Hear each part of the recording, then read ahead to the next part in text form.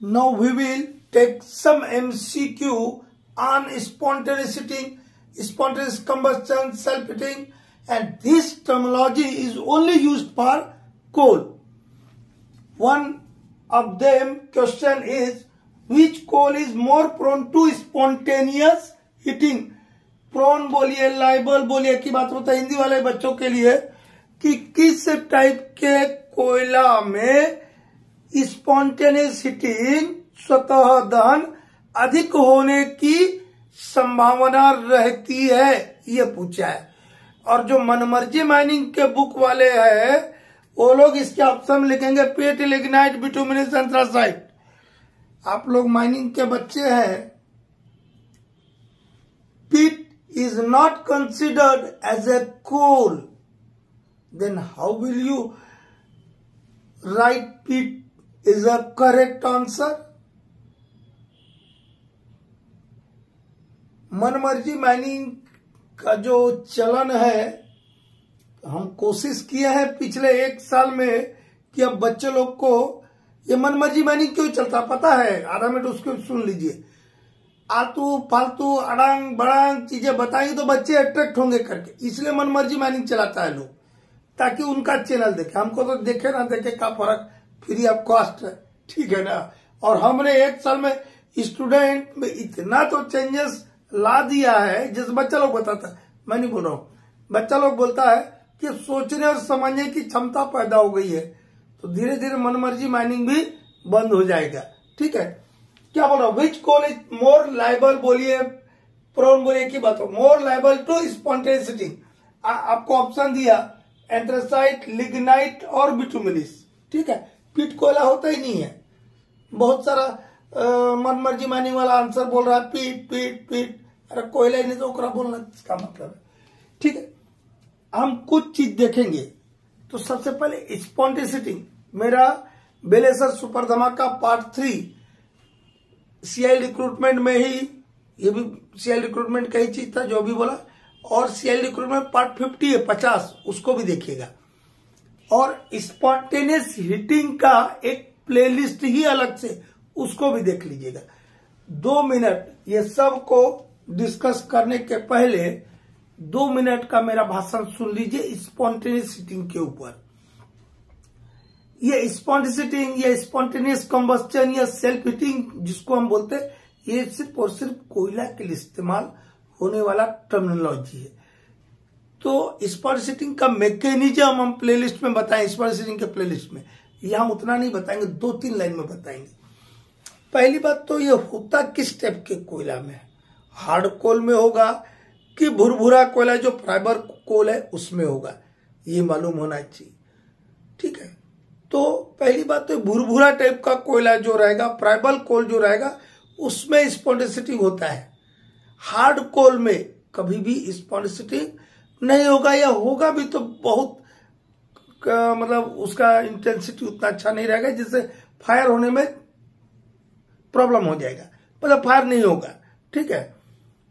और उसके साथ उसके कुछ केमिकल कंपोजिशंस क्या है, बेंडेड कंस्टिट्यूएंट्स क्या है, और भी क्या उसके अंदर केमिकल प्रेजेंस है, वो भी महत्वपूर्ण रोल अदा करता है स्पॉन्टेनियस हीटिंग के मामले में, कि किस कोल में स्पॉन्टेनियस हीटिंग होगा नहीं होगा, टेम्परेचर किस वहां जहां कोयला वहां क्या टेम्परेचर है, ये सब बहुत सारा चीज है। जियोलॉजिकल डिस्टर्बेंसेस क्या है, ये सब तो है चीजें। बेसिक चीज क्या है कि कोयला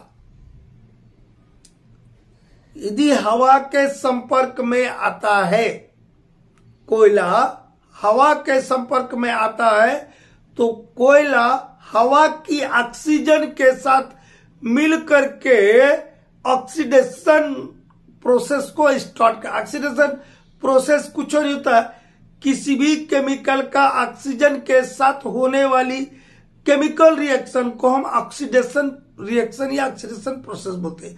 तो कोल जब एयर के कांटेक्ट, एयर मतलब एयर में क्या होता है, ऑक्सीजन होता है, कार्बन डाइऑक्साइड, ऑक्सीजन, नाइट्रोजन। तो यहां हमारे लिए महत्वपूर्ण चीज है ऑक्सीजन। कार्बन कोल मतलब क्या हुआ, कार्बन जो है जब ऑक्सीजन के कांटेक्ट में आता है तो ऑक्सीडेशन हो जाता है, और ऑक्सीडेशन जब होगा, इसको बाद में देखेंगे, पहले देख लीजिए, ये कार्बन है, कोयला, कोयला मतलब carbon C plus air, air में से हमारे लिए जरूरी चीज क्या है, ऑक्सीजन। ये जब दोनों कंबाइन हो जाएंगे तो CO बनेगा, बहुत कम मात्रा में CO ज्यादा बनेगा। स्पॉन्डिसिटिंग के केस में CO ज्यादा बनता, CO2 नहीं के बराबर बनता है। और जब ब्लेजिंग पॉइंट हो जाएगा, एकदम फ्लेम निकल जाएगा, तब CO कम हो जाता है और CO2 बढ़ जाता है। ठीक है, कंप्लीट कंबस्टन जब होगा तब CO2 बनता है और इनकम्प्लीट कंबस्टन का नतीजा CO होता है। तो आपको यह पता है कि स्पॉन्डिसिटिंग is a incomplete combustion process. ठीक है, एंड स्पॉन्डिसिटिंग इज एक्सोथर्मिक प्रोसेस। क्या है, एक्सोथर्मिक प्रोसेस, एंडोथर्मिक एक्सोथर्मिक पढ़ोगे। ठीक है, एक्सोथर्मिक मतलब जिसमें उष्मा निकलती, हीट इवॉल्व होती है। ठीक है, उसको एक्सोथर्मिक बोलते हैं। तो इसके साथ क्या निकलेगा, प्लस हीट, गर्मी भी निकलेगा। ये ऊपर का सिंबल बता रहे, मतलब गर्मी भी पैदा होगा। और जब गर्मी पैदा होगा तो ये जो ऑक्सीडेशन प्रोसेस हो रहा है, this oxidation process will be doubled. तो क्या हो जाएगा, ऑक्सीडेशन प्रोसेस डबल हो जाएगा। फिर डबल हुआ तो तेजी से हुआ, तो फिर यहां जो हीट निकलेगा फिर वो बढ़ेगा, फिर बढ़ेगा, फिर ऑक्सीडेशन रेट बढ़ेगा। और ऐसा चक्र चलते चलते एक ऐसा स्थिति आएगा कि यहां जो हीट निकल रहा है, हीट जनरेट हो रहा है, हीट इवॉल्व हो रहा है, उसका टेम्परेचर कोल के इग्निशन टेम्परेचर तक पहुंच जाएगा। और जब कोल के इग्निशन टेम्परेचर तक पहुंच जाएगा तो कोयला में आग लग जाएगा और वो क्राही स्पॉन्टेनियस हीटिंग बोलते हैं। ठीक है, तो सब टाइप के कोयला में स्पॉन्टेनियस हीटिंग नहीं होगा। यदि आपका कहीं अंडरग्राउंड में फॉलिन कोल है, सरफेस पे कोल स्टॉक है, तो क्या भुरभुरा ना है, भुरभुरा है तो क्या होगा, वहां पर ज्यादा एयर कांटेक्ट में आएगा कोयला के। लेकिन ओपन कास्ट माइन है और यदि उसका बेंच है और वो हार्ड बेंच है तो उसमें स्पॉन्टेनियस हीटिंग नहीं होगा। लेकिन ओपन कास्ट में भी बेंच में फायर होता है, कब होता है, हम ब्लास्टिंग करते हैं, कई बार क्रैक्स डेवलप हो गया। क्या डेवलप हो गया, क्रैक्स डेवलप हो गया, या ब्लास्टिंग से झंझड़ा गया, तो हवा क्या होगा, कोयला के अंदर तक इन करेगा। और जब अंदर तक इन करेगा तो ऑक्सीडेशन प्रोसेस हो जाएगा। और मशीन से कट जो करते हैं जैसे सरफेस माइनस, वहां पे नहीं होता है। क्यों, क्योंकि जो रहेगा सॉलिड कोल रहेगा, तो ऊपरे ऊपरे ना, ये जैसे सरफेस है, ये हार्ड सरफेस है, तो इसके ऊपर से हवा आएगा, कांटेक्ट करेगा, लेकिन उतना ज्यादा कांटेक्ट नहीं होगा, निकल गया, खत्म हो गया। लेकिन यदि ये बोर्ड मान लो कोयला का एक पीस है और उसमें ढेर सारे क्रैक्स है और ये बड़ा पीस है, तो इसके अंदर तक पेनिट्रेट हो जाएगा ऑक्सीजन, और हो जाने के बाद कोल और ऑक्सीजन मिलकर ऑक्सीडेशन होगा, ऑक्सीडेशन से हीट जनरेट होगा। और जब हीट एक बार जनरेट हो गया तो ऑक्सीडेशन का रेट क्या होता, बोला एक्सीलरेट हो जाता, डबल हो जाता, बढ़ जाता है। फिर जो हीट पैदा होगा उससे फिर डबल ऑक्सीडेशन रेट हो जाएगा और धीरे धीरे बढ़ते चले जाता है। यही ऑक्सीडेशन प्रोसेस है, या जिसको हम इस कोल का ऑक्सीडेशन प्रोसेस है, जिसको हम स्पॉन्टेनियस हीटिंग या स्पॉन्टेनियस हीटिंग कंबस्टन या सेल्फ हीटिंग ऑफ कोल बोलते हैं। तो फ्राइबेबिलिटी एक जरूरी चीज है। अब फ्राइबेबिलिटी तो कोल का नेचुरल है, फ्राइबल कोल है तो उसमें हो गई होगा, लेकिन कोल और भी कारणों से फ्राइबल होता है, जैसे मॉइस्चर है, प्रेजेंस ऑफ आयरन पायराइड्स है। मॉइस्चर में क्या होता है, कोयला में मॉइस्चर कंटेंट है। यदि वो जैसे ही सूखेगा, इज इट ड्राइज अप, जैसे ही वो सूखता है, as the coal dries up, मतलब जैसे ही कोयला सूखता है क्या होगा, कोल विल डिसइंटीग्रेट, कोयला टूट जाएगा, पपड़ी पपड़ी निकलने लगता है, देखे होंगे कभी। पपड़ी पपड़ी का मतलब क्या हो गया, फ्राइबल हो गया। और जब फ्राइबल होगा तो then more surface of coal will be available for the contact of oxygen, and that is the reason why there में be the chances of spontaneous heating. तो हाई वोलेटाइल यदि कोल का कंपोजिशन में है तो उसमें होगा कि नहीं होगा बेटा, होगा, एकदम होगा। ठीक, आयरन पायराइट कभी नाम सुने होंगे आप लोग, iron pyrite Fe2। Iron pyrite जो रहेगा यदि कोल के में प्रेजेंट है, कोल कंपोजिशन का एक हिस्सा है, सब कोयला में होगा ऐसा नहीं बोल रहे। जिस कोयला में आयरन पायराइट रहता है और ऑक्सीडेशन यदि वहां पे हो रहा है, तब ये क्या करेगा, ये मेरा मान लो कोयला का टुकड़ा है और ये लकड़ी का टुकड़ा है, कोयला मत समझना। हाँ, मतलब मान लिया मैंने कि एक लकड़ी का टुकड़ा नहीं है, कोयला का टुकड़ा है, और इसके कंपोजिशन में आयरन पायराइट है, और इस टुकड़ा का में क्या हो रहा है, ऑक्सीडेशन हो रहा है, मतलब स्पॉन्डिसिटिंग हो रहा है, ऑक्सीडेशन हो रहा है, कोल का ऑक्सीडेशन हो रहा है। तब इसके अंदर जो आयरन पायराइट है वो स्वेल करता है, फूल जाता है। फूल गया, एक अंदर का कोई चीज फूलेगा तो ये भी टूटेगा कि ना टूटेगा, टूटेगा कि नहीं टूटेगा, जितेंद्र सूत गया, टूटेगा ना, मतलब डिसइंटीग्रेट होगा। जैसे मॉइस्चर में होता है वैसे यहां हो गया, तो यहां पर भी क्या होगा, आयरन पायराइट है तो यहां पर भी पॉसिबिलिटी ज्यादा होगा। आपका वोलेटाइल मैटर ये एक प्रकार से एक्सीलरेट करता है ऑक्सीडेशन प्रोसेस को। यदि ज्यादा वोलेटाइल मैटर है उसमें भी स्पॉन्टेनिसिटी ज्यादा होगा। लेकिन जिस कोल में कार्बन परसेंटेज ज्यादा है तो ऑलरेडी बाकी पर आपका मॉइस्चर, वोलेटाइल मैटर ये सब कम हो गया, कार्बन कंटेंट ज्यादा है तो बाकी सब चीज कम, तो कम हो गया। तो जिसमें कार्बन कंटेंट ज्यादा होता है मोर देन 85%, वो कोल में स्पॉन्टेनिसिटी प्रैक्टिकली नील रहता है, वैसे कोल में फायर के चांसेस नहीं रहता है। तो 85-90% वाला कार्बन वाला कोल कौन सा है बेटा, कौन बोला उधर से, एंथ्रासाइट बोला, हाँ ठीक ठीक ठीक बोला। तो एंथ्रासाइट में स्पॉन्टेनिसिटी होगा क्या, नहीं होगा। सबसे कम इन तीन कोल में से एंथ्रासाइट, लिग्नाइट, बिटुमिनस में से ये दोनों तो हाईली ससेप्टिबल है।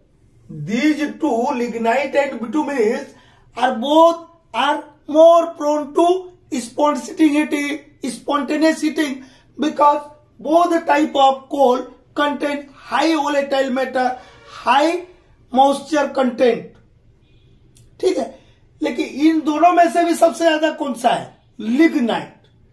कौन सा बाबू, लिग्नाइट में ज्यादा संभावना होगी इन दो की तुलना में। इसमें तो होता ही नहीं है, इसका में होइबो नहीं करेगा। अब रही बात ये दो के पीट का नाम तो बोलना ही नहीं, वो मनमर्जी माइनिंग वालों का है तो उनके लिए छोड़ दीजिए। ठीक है, लिग्नाइट और बिटुमिनस में से सबसे ज्यादा इसमें संभावना रहेगी, उसके बाद बिटुमिनस में रहेगी।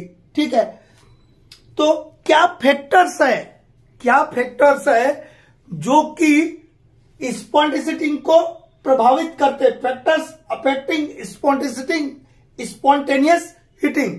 पहला चीज है केमिकल कंपोजिशन ऑफ कोल। क्या कोल का, ये मेरा कोल का टुकड़ा है मान लो, तो इसका क्या केमिकल कंपोजिशन है, इसमें 2-3-4 चीजें दिखते हैं जी।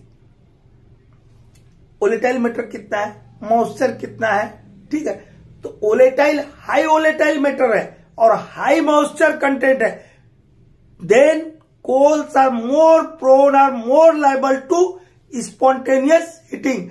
वोलेटाइल मैटर का याद रखिएगा, 25% या उससे अधिक वोलेटाइल मैटर है और मॉइस्चर 7-14% यदि मॉइस्चर है तो इस टाइप के कोल में ज्यादा स्पॉन्टेनिसिटी होने की संभावना रहती है। देखिए यही सब यहां लिखा होगा, chemical composition of coal, high volatile matter, VM means volatile matter, and high moisture coal are more prone to स्पॉन्टेनिसिटी।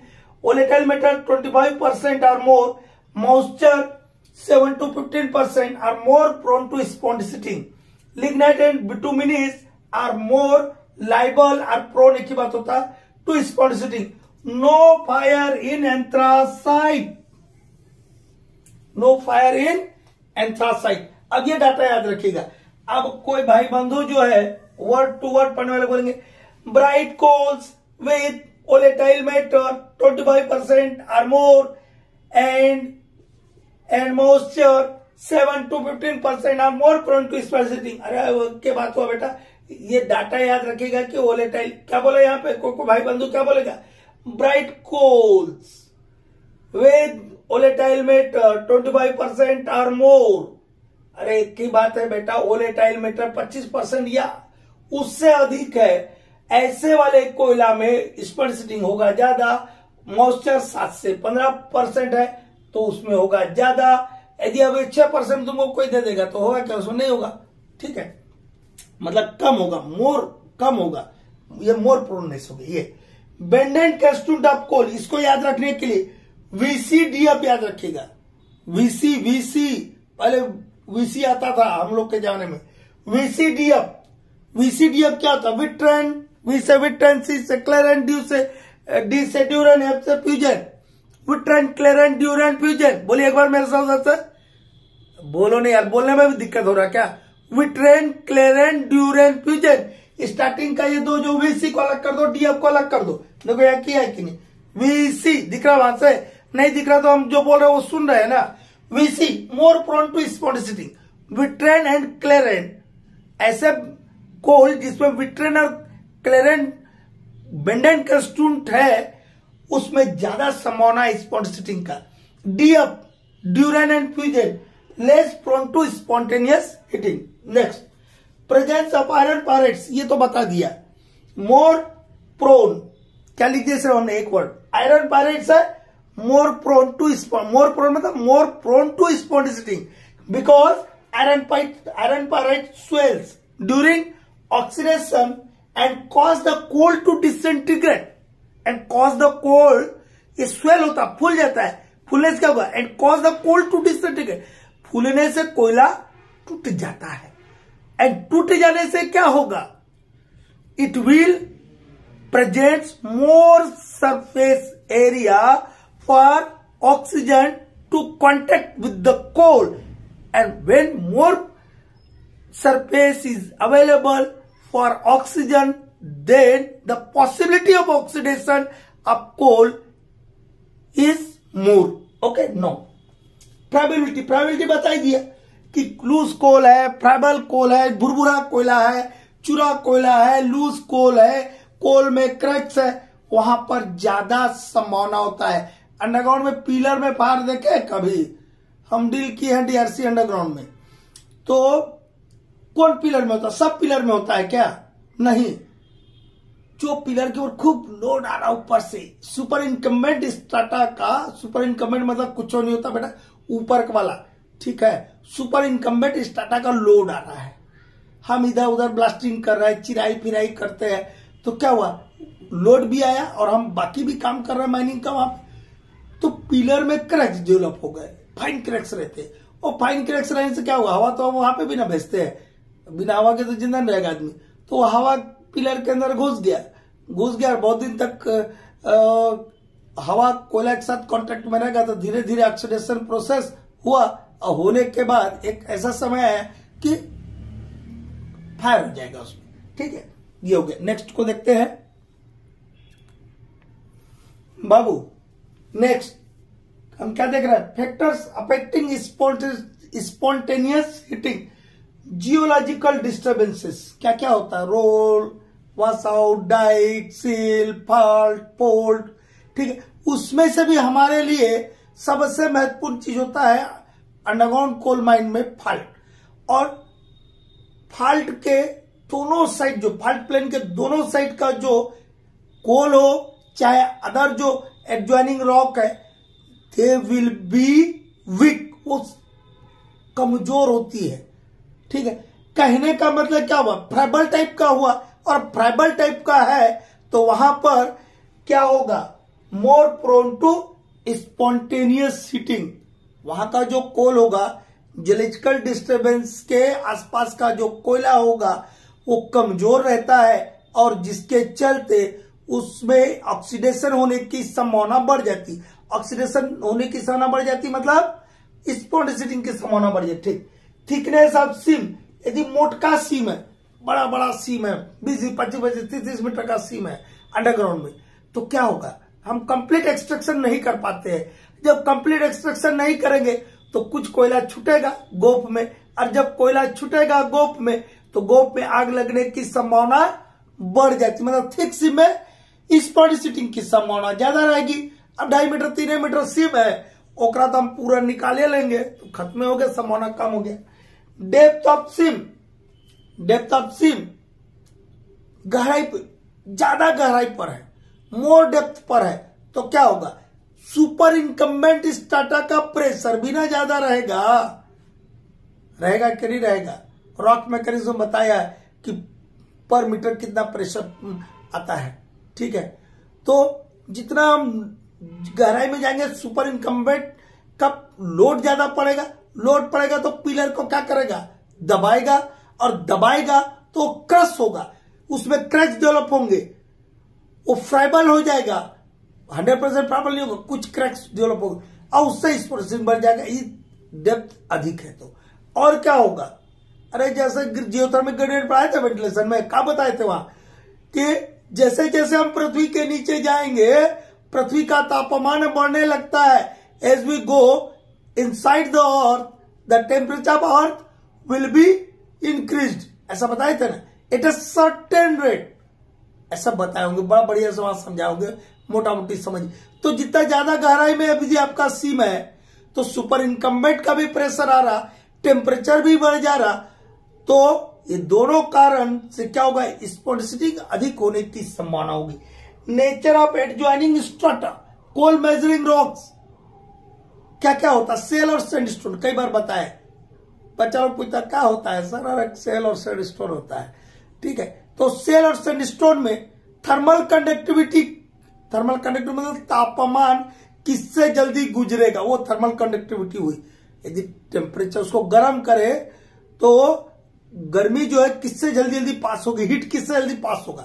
तो सेल का कंडक्टिविटी जो होता है, थर्मल कंडक्टिविटी कम होता है, सैंडस्टोन का ज्यादा होता है। तो ये मान लो कोई हीप है, बहुत बड़ा हीप है ये कोयला का, और यदि इसके ऊपर चारों तरफ से ढक दिया है सेल से, तो यदि इसके अंदर क्या हुआ, यदि यहां पर हीट पैदा होगा, ऑक्सीडेशन हो रहा है, स्पोरोसिटिंग हो रहा, तो और यदि ये ढका हुआ काहे से है, सेल से, तो सेल का तो थर्मल कंडक्टिविटी क्या है, कम है, तो यहां जो हीट प्रोड्यूस हो रहा, बोला था एक्जोथर्मिक है, जो हीट प्रोड्यूस हो रहा था वो हीट को बाहर निकलने नहीं देगा, तो हीट को दबा देगा, तो बढ़ जाएगा, अब बढ़ेगा तो फिर कोल के इग्निशन टेम्परेचर तक पहुंचेगा तो आग लगा देगा। मतलब सेल से ढका हुआ है कोल तो ज्यादा संभावना है, यदि सैंडस्टोन से ढका है तो कंपैरेटिवली कम संभावना है, क्योंकि सेल का थर्मल कंडक्टिविटी 1/3 ऑफ सैंडस्टोन होता है। कितना होता है, सेल की थर्मल कंडक्टिविटी कितना होता है, 1/3 of thermal conductivity of sandstone, ठीक है। These are the factors on which we will learn how the spontaneity will develop in different type of coal। क्या बताया अभी तक, अब तो पूरा भाषण सुन लिया, क्या क्या बताया, अरे क्या बताया बाबू, कुछ नहीं बताया। इस पहले तो बताया कि स्पॉन्टेनिटी कैसे होता है, वो बता दिया। उसके बाद क्या बताया कि कौन कौन से फैक्टर है जिनको हमको ध्यान में रखना, उन फैक्टर को यदि हमको पता है, हम एनालिसिस करते हैं ना, कोल का जो मादामा का 10 में बताए थे, प्रोक्सीमेट एनालिसिस, अल्टीमेट एनालिसिस बताए थे ना, वो काहे लिए करते हैं, एक तो कंज्यूमर के लिए करते हैं कि हम हमारा जीसीबी कितना रहा, ग्रॉस कैलोरीफिक वैल्यू कितना रहा, वो सब भी पता करते हैं, कोल का क्वालिटी क्या है वो पता करने के लिए करते हैं, ठीक है। लेकिन उसके अलावा भी वो डाटा का महत्व है, क्योंकि हमको वोलेटाइल मैटर का भी पता वहां से चल जाएगा, एस का पता चल जाएगा, वहीं से मॉइस्चर का पता चल जाए, और एक ये भी बता दें कि कौन कौन से कंस्टिट्यूएंट होते हैं कोयला के अंदर, उन्होंने बताया वहां पे एनालिसिस में, महाधमाका 10 में। तो उसमें एक आयरन पायरेट भी था ना, था कि नहीं, कंस्टिट्यूएंट में एक आयरन पायरेट भी, तो आयरन पायरेट यदि कोयला में समझ जाएंगे भैया, जैसे ऑक्सीडेशन होगा मतलब स्पॉन्टेनिटी होगा तो क्या होगा, ये फूलेगा और फूल करके कुप्पा हो जाएगा और कोयला को भी तोड़ देगा। मान लो ये मेरे मुट्ठी में कोई चीज है और वो एक्सपोर्ट करने लग जाए, फूलने लग जाए, तो मेरा मुट्ठी अपने आप खुल जाएगा, मतलब इसको खोल दिया उसने, मतलब कोयला को तोड़ेगा, डिसइंटीग्रेट करेगा। तो आयरन पायरेट है तो भैया ऑक्सीडेशन की संभावना बढ़ जाएगी। ऑक्सीडेशन मतलब स्पॉट की संभावना बढ़ जाएगी।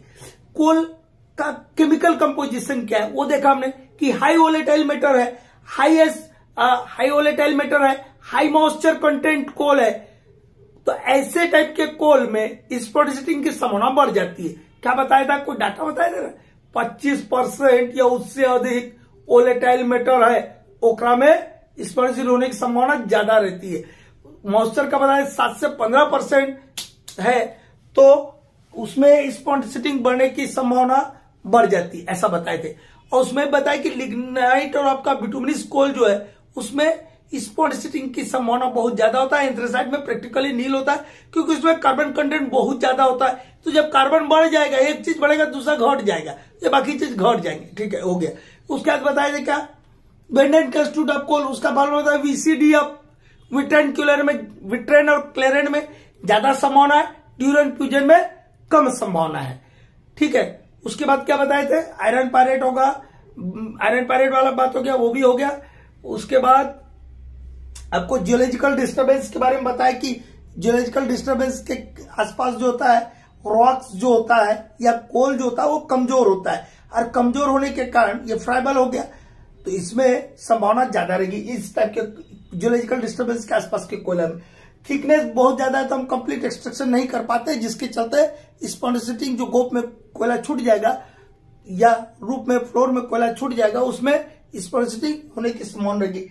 डेप्थ ऑफ सिम बढ़ गया तो टेम्परेचर भी बढ़ेगा और लोड भी बढ़ जाएगा, जिससे स्पॉन्जिसिटिंग होने की संभावना बढ़ेगी।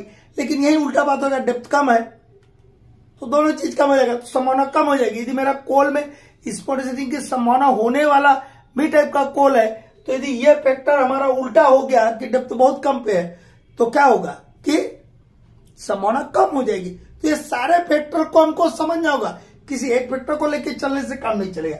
नेचर ऑफ एडजॉइनिंग स्ट्राटा क्या है, या कोई हीप है वो उसके साथ कई बार हम जब माइनिंग करते हैं सिर्फ कोयला ही निकलता है, उसमें सैंडस्टोन सेल भी आ जाता है। तो यदि सेल से ढका हुआ मेरा कोयला है कहीं स्टॉक में, ठीक है, मतलब बहुत ज्यादा सेल वेल है उसमें 10% भी है, तो वो क्या करेगा, स्पॉन्जिसिटिंग की संभावना को बढ़ा देगा क्योंकि जो हीट इवॉल्व हो रहा है उसको बाहर नहीं निकलने देगा। इसकी थर्मल कंडक्टिविटी सेल की कम होती है, सैंडस्टोन से हुआ तो उसका कंडक्टिविटी ज्यादा है, वो क्या करेगा अपना हीट लेगा और हवा में छोड़ देगा। ठीक है, यही सब न चीज था।